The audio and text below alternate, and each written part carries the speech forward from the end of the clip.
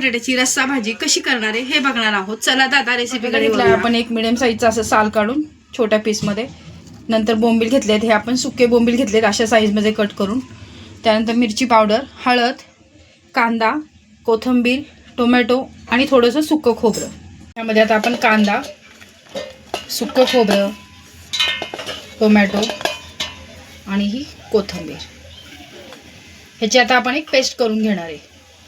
अशा प्रकारे आता आपण ह्याच्यामध्ये 2 चमचे पाणी टाकून ह्याची एक पेस्ट करून घेतली आहे. पण आता गरम पाणी एकदम कडक करून घेतलेले. त्यामध्ये आता आपण हे बोंबील टाकून घेऊया. कारण की थंड पाण्याने किती पण धुतले ना तर ते व्यवस्थित ते स्वच्छ होत नाही. तर आपण काय करणार आहे, 2-3 गरम पाण्याने मस्त उकळत्या पाण्याने ते स्वच्छ धुवून घेणार आहे. आता हे आपण गरम पाण्याने 3 ते 4 पाण्याने व्यवस्थित धुवून घेतले आहेत. आता आपण कढईमध्ये 2 चमचे तेल टाकून घेऊया. त्यामध्ये जे धुतलेले बोंबील होते ते आपण परतून घेऊया 2 मिनिटं. आता व्यवस्थित आपण बोंबील मस्तपैकी परतून घेतले आहेत तेलामध्ये. आता याच तेलामध्ये आपण बटाटे पण फ्राय करून घेऊ 2 मिनिटं.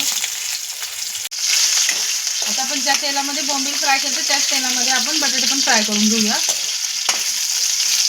बटाटे पण व्यवस्थित परतून झालेले ते काढून घेऊया. कढईमध्ये आपण बोंबील आणि बटाटे फ्राय केले त्यातच आपण आता थोडंसं अजून 1 चमचा तेल टाकू आणि त्यामध्ये हे जे वाटण आपण वाटलं होतं ते टाकून घेऊया.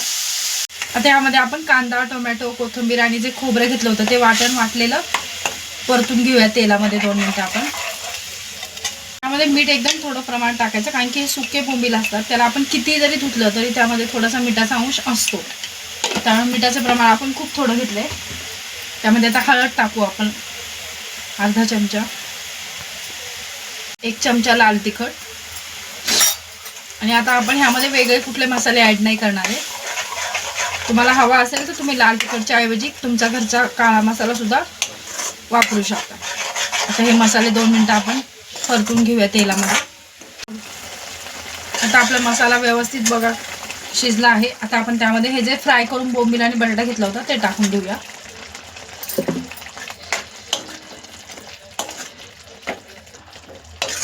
हे व्यवस्थित मसाल्यांमध्ये 2 मिनिटं आपण परतून घेतले की आता आपण यामध्ये 2 ग्लास पाणी ॲड करणार आहे, कारण की आपल्याला बोंबील जरी शिजले तरी बटाटा शिजायला हवा आहे म्हणून. आता मी यामध्ये 2 ग्लास पाणी ॲड केले. आता ह्याला व्यवस्थित 10 मिनिटं शिजून घेऊया.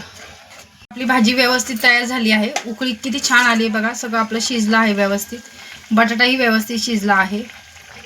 आता आपण हे सर्व करून घेऊया. अशा प्रकारे आपली बोंबील बटाट्याची रस्सा भाजी खाण्यासाठी तयार आहे. ही तुम्ही भाकरी बरोबर, ज्वारीची, बाजरीची किंवा इंद्रायणी राईस बरोबर जरी खाल्ली तरी खूप छान लागते.